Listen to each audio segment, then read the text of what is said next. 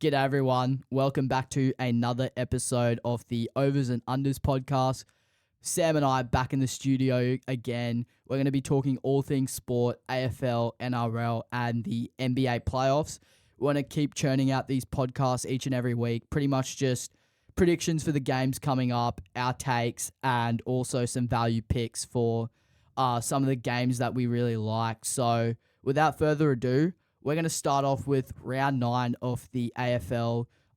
First game Thursday night. That should be an absolute ripper of a game.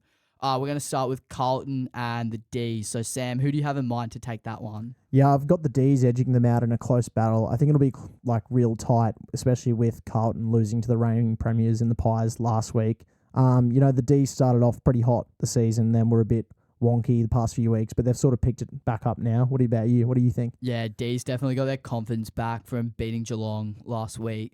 Carlton they haven't really beaten the top sides this year, but they've got some game changers in that team. Having Walsh back, Kerno can kick you a bag, so they can easily beat Melbourne. But I think with Melbourne's pace and the way they control the game, I think they just edged that one out.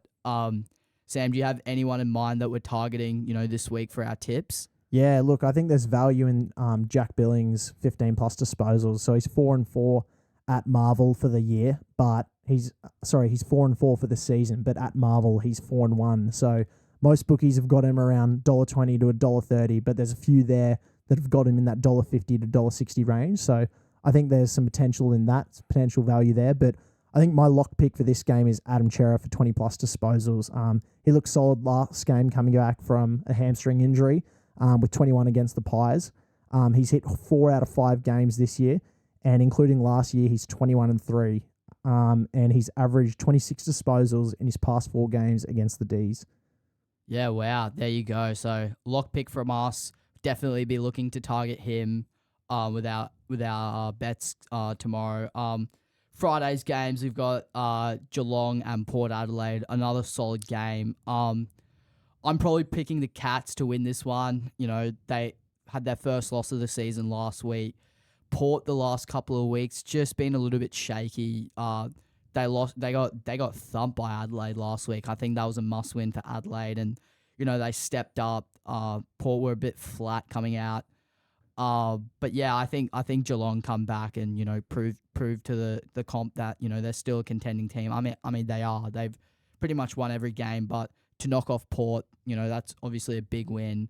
At Geelong as well. So I think they'll show up for their home fans. Jeremy Cameron, I think he was not really didn't have much of an impact last game, and he had a bit of a shocker. So expect him to step up back at home in Geelong. So I think he's in for a big game. In terms of targeting, who do we have in mind? Yeah, I've got Brendan Parfitt.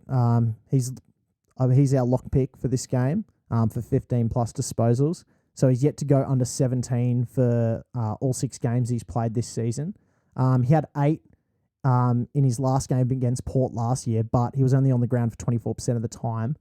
And the 4 games before that against Port, the lowest he had was 16. Wow, that's pretty good. And what value were most bookies pricing him at? Not very good, to be honest, because he's pretty good chance to hit, but they're around that $1.20 to $1.25 range. So I think he's a good lock pick for most of your multis. Yeah, it's pretty solid. And we got another very, very good game on Friday night as well. Freo and the Swans.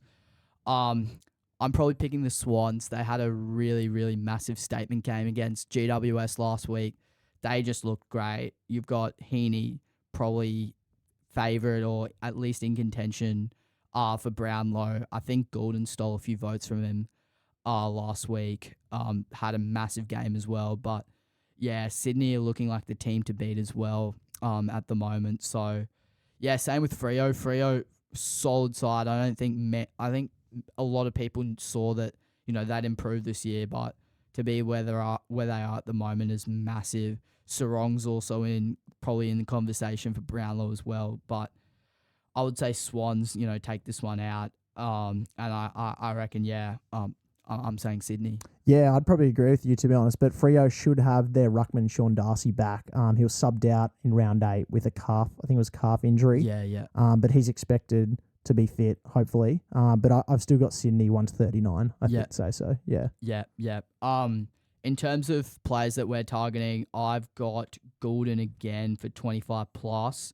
I reckon last week, like I said, he probably stole a few votes off Heaney in that game.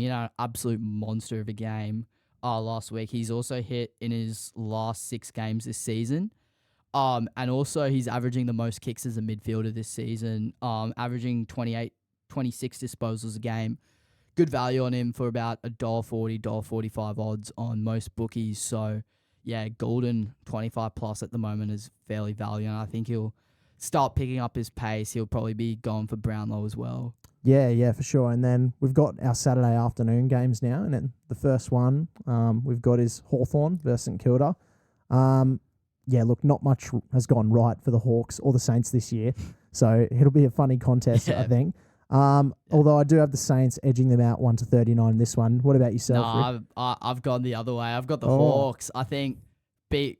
I mean, the Doggies last week, they were shocking. I mean, they kept it close, but you've got to beat Hawthorn when you have the chances too. I think they're just a couple of steps off. They've been super inconsistent, but going to Hawthorn, I think that was their second win of the season. Saints have also been really iffy this year. Like, they've had some good wins, but they've also had some really shocking performances. And that will do Hawthorn a lot good for those younger guys in the side. I think they'll look to have another really good game.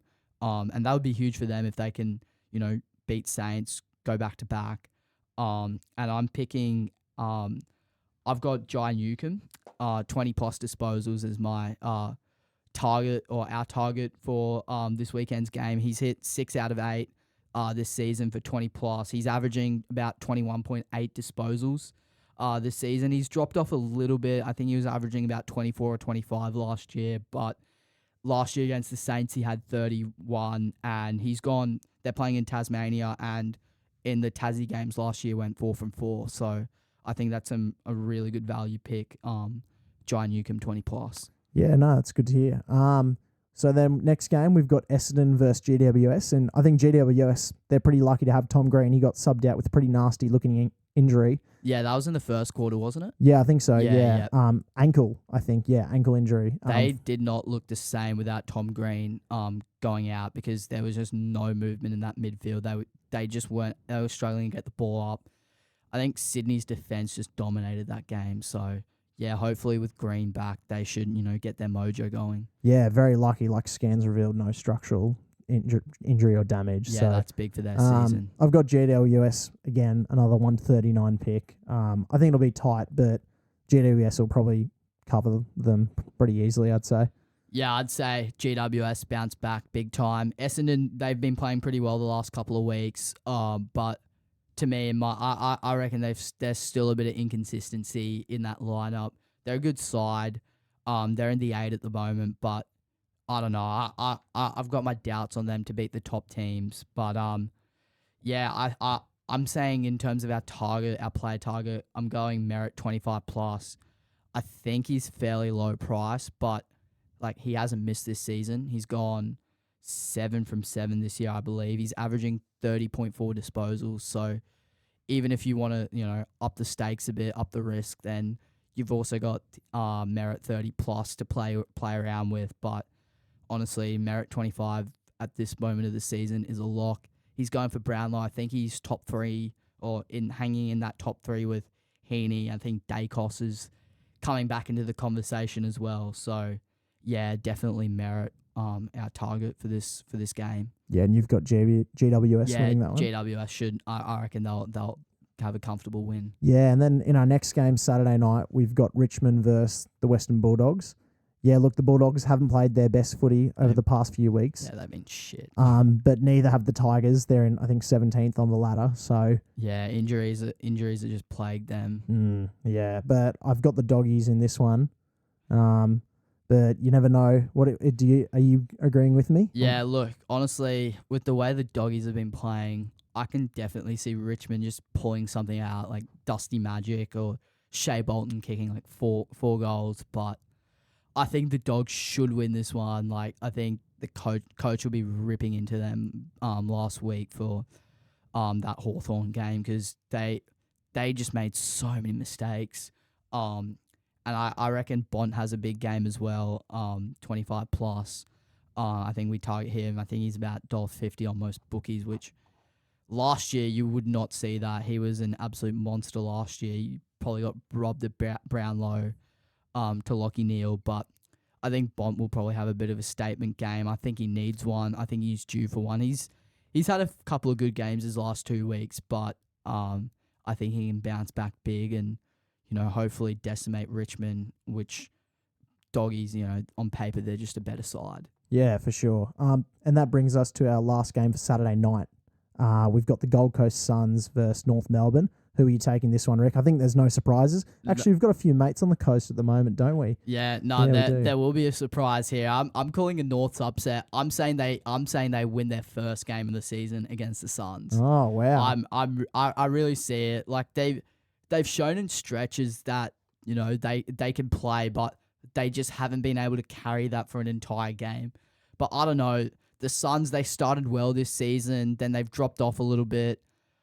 They've had some good wins, the Suns. They got convincingly beat by the Lions last week, and pretty much two of their Lions players got done with ACLs, Gardner and Link McCarthy. But I don't know. I've just got a bit of a hunch that North Melbourne take this out.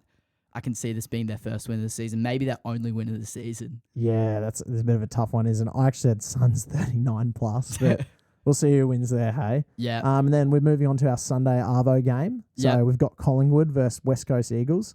Collingwood have got a bit of injuries, but I think they should still really destroy West Coast. Yeah, I'm pretty sure Harley Reid might be out as well. I haven't checked that, but he went out at the end of last game and it didn't look good against Essendon, but yeah, Pies are starting to get their mojo back. Dacos is starting to look like the player that we probably expected this season. He started pretty slow, but yeah, I think he's found his mojo. I think he'll have another big game. And Collingwood, when they're firing, they're a pretty tough side to beat. Yeah, and the Eagles have got a few key players missing as well. So I'd say Collingwood 39 plus. Yep.